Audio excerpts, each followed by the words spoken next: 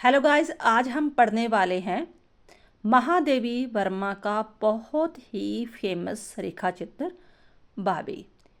इसमें महादेवी वर्मा ने बाल विधवा के जीवन का और उसकी भावनाओं का एक मार्मिक रेखा चित्र किया है।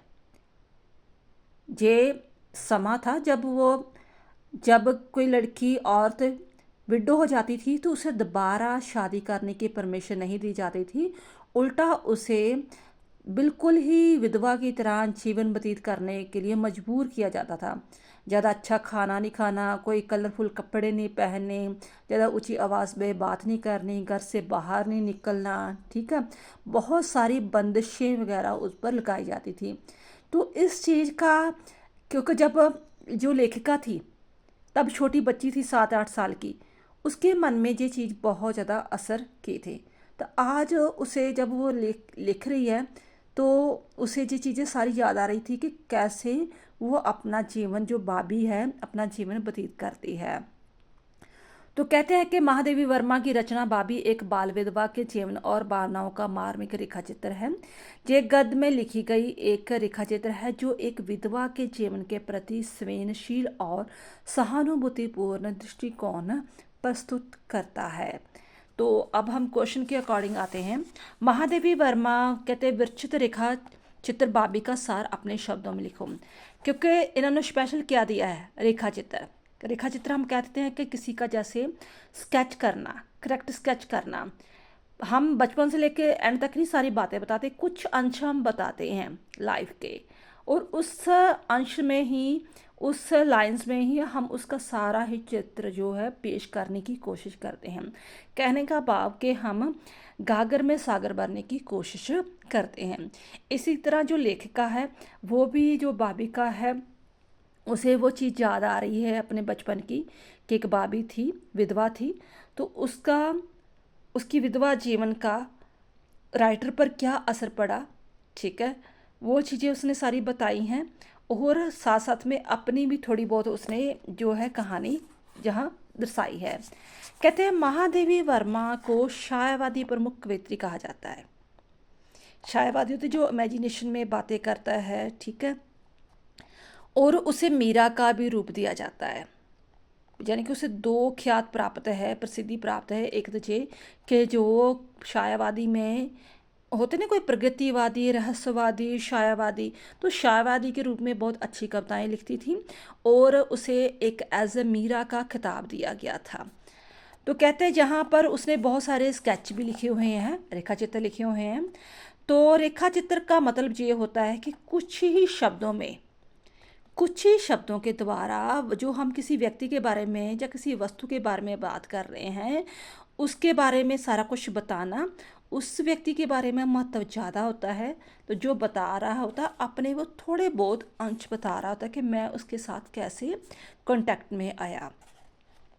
तो इसी तरह ही जो राइटर है, जो लेखिका है, वो यहाँ पर बाबी का रेखा चित्र बताती है। तो जब उसे बैठे बैठे, यानी कि अब वो 60-70 साल की हो चुकी है, बैठे बैठे बचपन की कोई चीज़ याद आती है, जिसे हम कहते हैं स्मृति चित्र है।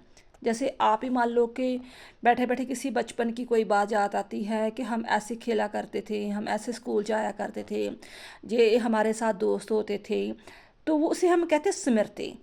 तो ठीक है, जैसे आप अपने शब्दों में बताते हो किसी के बारे में, उसे कहते हैं स्मृति चित्रण। तो उसे स्मृति चित्रण दिया गया है।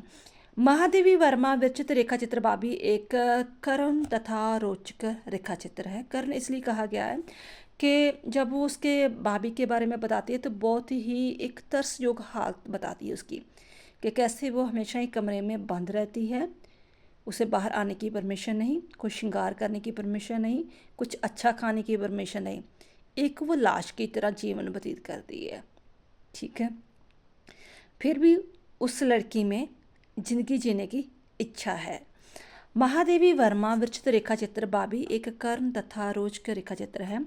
जब महादेवी वर्मा जस्ट ओनली कितने साल की थी, 8 साल की थी, स्कूल जाने वाली बालिका थी, तो उसके पड़ोस में रहने वाली एक 19 वर्षीय एक विधवा का स्नेह मिला, जिसे बाल विधवा ब्याह इसे भी कहते हैं कि मान लो कि किसी के साथ लड़की की जब एंगेजमेंट हो जाती थी, है ना, बचपन में ही बुक हो जाता था जहाँ भी इस लड़की के साथ शादी होगी।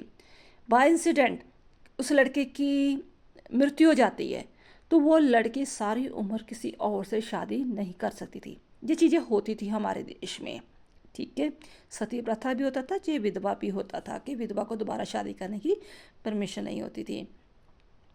कहता 19 वर्षीय एक विधवा को का स्नेह मिला जिससे वे प्यार से बाबी पुकारने लगी थी। बरसों पश्चात आज एकाएक महादेवी को उसकी याद आई और उसने अपनी स्मृति के सारे उसके सारा चित्रण प्रस्तुत किया है। जैसे कि मैंने पहले ही बताया कि जो महादेवी वर्मा एक कवित्री है, तो जब वो गद्य रचना भी करती है तो उस गद्य रचना में भी जो कविता वाली होती ना कि बिंब यूज़ करने, ठीक है, रस यूज़ करना, अलंकार यूज़ करने, ऐसे वो यूज़ करते हैं कि उसकी आंखें मोटी मोटी थी, ऐसी पलकें ऐसी थी, घने उसके बाल थे, बादलों की तरह बाल थे, ठीक है। ऐसे वो जैसे बढ़ा चढ़ा कर किसी के अंगों के बारे में बात करना, ये चीज़ें उसने की हुई है, जिसके द्वारा हमें पूरा स्केच पता चल जाता है कि सचमुच उसकी आंखें मोटी थी कि छोटी थी, बाल लंबे थे कि छोटे थे, कैसा सारा वो सारा के सारा चेहरा हमारे सामने आ जाता है। बाबी का बाहरी स्वरूपकार महादेवी जी बड़े स्नेह और यत्न से कवित्री भाषा में बाबी के शरीर का अवयवों का चित्रण करते हुए बताती है कि छोटे गोल मुख की तुलना में कुछ अधिक चौड़ा लगने वाला पर दो काली रुखी लटों में सीमित ललाट बचपन और प्रौढ़ता को एक साथ आपने भीतर बंद कर लेने का प्रयास करती हुई लंबी बरौने वाली बाहरी पलकें और उनकी छाया में डबडबी हुई सी आंखें, उस छोटे मुख के लिए छोटी सीधी सी नाक और मानो ऊपर छिपी हुई हंसी से विस्मित होकर कुछ खुले रहने वाले होंठ समय की परवाह से फीके बर हो सके, धूल नहीं सके। इस प्रकार उसके चेहरे मोरे का अंकन करने के पश्चात महादेव जी उसकी हथेलियों, नाखूनों, उंगलियां, बाहों, वस्त्रों, पैरों, फटी एड़ियों के बारे में रेखाकृत करती है। नीचे ही इस वर्ण को पढ़कर कोई भी जो चित्रकार है एक सुंदर चित्र अंकित कर सकता है। इस वर्ण को पढ़कर ही पाठ के मन में एक चित्र उभरता है कि सचमुच ही बाबी का चेहरा कैसा होगा। लेखिका उसके प्रति आकर्षित कैसे हुई वो अब इंसिडेंट बताती है कि वैसे जाने की परमिशन नहीं थी उसके घर में, तो क्या इंसिडेंट हुआ जिसके कारण वो बाबी के घर उसका आना जाना शुरू हो गया, तो उसके साथ टाइम स्पेंड करना शुरू हो गया। घर की बूढ़ी नौकरानी जिसे महादेवी क्या कहती थी, कुल्लू की माँ के नाम से याद करती है, उसे बचपन में घर से स्कूल छोड़ने और साय को लेने जाती थी। पड़ोस में सेठ जी एक दुकान थी जिसमें एक और चमचमाते बर्तन बिकते थे और दूसरी ओर कपड़े। बूढ़े सेठ जी की कोठरी नुमा घर पास ही में ही था। उसके बेटे की मृत्यु हो चुकी थी और उसकी किशोरी थी जो वह अवस्था वाली यंग जो लड़की होती है। पुत्रवधू का मतलब होता है कि जो बेटे की वाइफ हो उसे बोलते पुत्रवधू। घर पर ही बंद रखी जाती थी। महादेवी स्कूल जाते समय सेठ की कोठरी के दरवाजे पर टंगे टाट के पीछे से दो आंखों को ताकते देखते थे। कुल्लू की माँ के डर से वे उसके पास ना जा सकती थी क्योंकि उसने महादेवी वर्मा को साम संभाल के लिए एक मेड रखी हुई थी जिसे वो कुल्लू की माँ कहती है ना। तो वो जाना तो चाहती थी लेकिन हम उस मेड के डर के कारण नहीं जाती थी। रीज़न क्या वो भी बताती है, क्योंकि उसे लगता था कि क्योंकि महादेवी को जे आया उस कपड़े पहनाते या नहलाते हुए कष्ट दे सकती थी और झूठी शिकायत भी लगा सकती थी। महादेवी की अनेक सहेलियां अपनी अपनी भाभी के बारे में बात करती रहती थी, तो उसे भी लगता था कि मेरी भी कोई भाभी होनी चाहिए जिसके साथ मैं बातें कर सकूं, टाइम स्पेंड कर सकूं। इसलिए शायद उसकी अट्रैक्शन उस विधवा लड़की के साथ हो जाती है।